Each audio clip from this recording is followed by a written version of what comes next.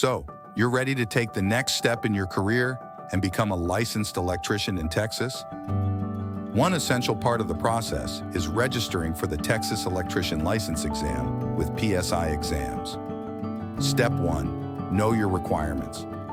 Make sure you meet all the eligibility criteria, including completing the necessary training and apprenticeship hours. Step 2.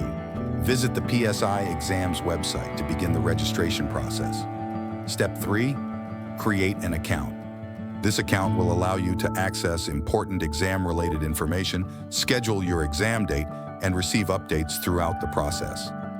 Step 4. Select your exam. Double-check to ensure you're selecting the correct exam, as there are multiple exams offered by PSI Exams.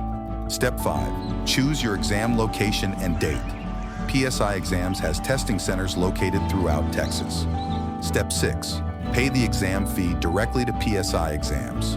Step 7. Confirm your registration. You'll receive a confirmation email from PSI Exams.